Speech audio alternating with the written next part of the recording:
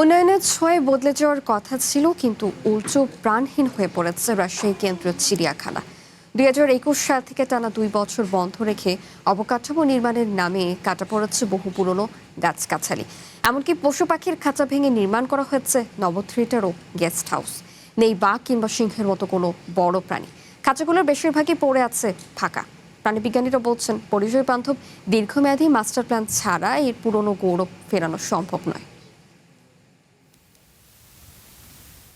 উন্নয়নের কথা বলে 2021 সাল থেকে প্রায় 2 বছর বন্ধ রাখা হয় রাজশাহী কেন্দ্রীয় চিড়িয়াখানা। এ সময় ভেতরের অবকাঠামো উন্নয়নের নামে কেটে ফেলা হয় বেশ কিছু গাছ।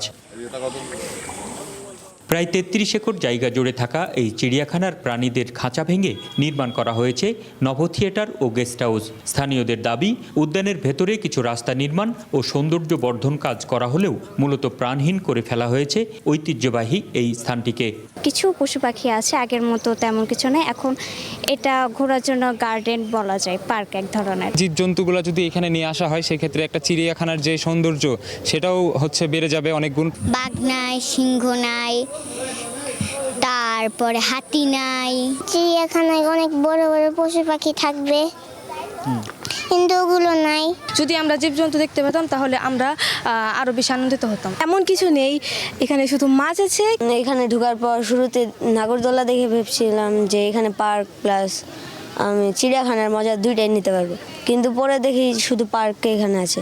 1972 সালে চালু হওয়া রাজশাহী চিড়িয়াখানাটি 1996 সাল থেকে পরিচালনা করে আসছে রাজশাহী সিটি কর্পোরেশন। তারা বলছেন, পরিকল্পিতভাবেই এই চিড়িয়াখানাকে পশু পাখি শূন্য করা হয়েছে। তবে এটি পুনরায় সাজানোর কথা ভাবছেন তারা। এটি একটি সাফারি পার্কের নাই, কিছু করা যায় কিনা সেই জন্য আমরা কাজ করছি। আমাদের যেহেতু এরিয়া ছোট, সাফারি পার্ক অনেক বড় লাগে আপনারা জানেন, কিন্তু কিছু সংখ্যক প্রাণী আমরা দিতে পারি কিনা। চিড়িয়াখানাটির পুরনো গৌরব ফিরিয়ে আনতে পরিকল্পিত ও পরিবেশ বান্ধব উদ্যোগ নেওয়ার তাগিদ প্রাণীবিজ্ঞানীদের। তারা বলছেন, দীর্ঘমেয়াদী সমন্বিত মাস্টার প্ল্যান ছাড়া এর সঠিক উন্নয়ন সম্ভব নয়। যতক্ষণ পর্যন্ত আমরা মাস্টার প্ল্যান অনুযায়ী এগিয়ে না যাব, ততক্ষণ পর্যন্ত এটাকে আমরা সফল করতে পারবো না।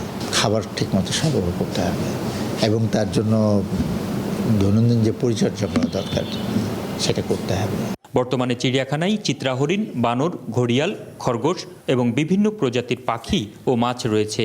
তবে দীর্ঘদিন ধরে এখানে বাঘ বা সিংহের মতো বড় প্রাণী নেই।